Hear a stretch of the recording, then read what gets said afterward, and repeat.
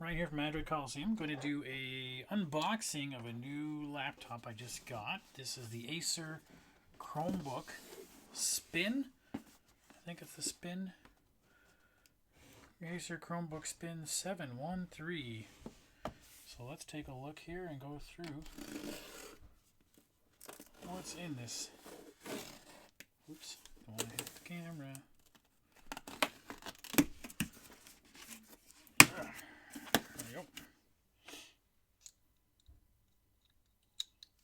Put that stuff away.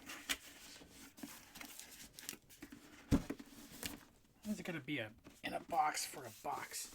Come on. Box away. Alrighty. And then we just got to cut that. There we go. And let's just see what we see. Okay. Questions about Acer. Oh, it's a non-standard USB-C brick, so this is going to be a... Oh no, that's a USB cable. Nice. I could be able to use PD maybe to charge this and not have to worry about carrying a brick around. That'll be really handy. Alright, let's go pull this away. Garbage, garbage, garbage, garbage, garbage, garbage.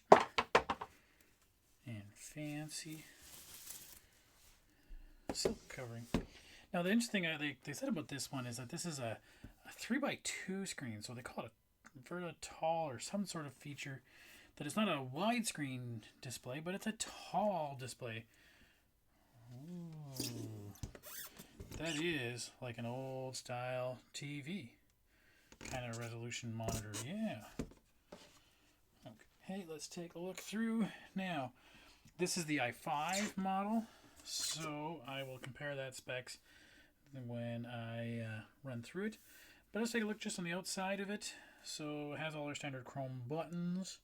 Cool, cool, cool, cool, cool. What else do we have around here? It is a touchscreen display. It does have a swivel hinge, so you can, whoops, swivel around to that way. So they can act like a tablet if you wanted to do it that way. Which I think that's probably the way you should just get laptops nowadays anyways. So we got HDMI, a full HDMI out. We have a USB-C. That'll be in, I assume, right? And we got one on the other side. Oh, we do. Nice. USB-C in, USB-A, micro SD, and a headphone jack. So it's got a lot of stuff on it. That's pretty cool. And the fact that it's using the i5 chip should be a little more, a little more beef to the processor on it. Anyways, so I have a full review on this in the next little while. If you have any questions you want me to run through it, I'm interested to see how well I notice the difference on a 3x2 screen versus a 16x9. Alright, thanks. I'll talk to you later.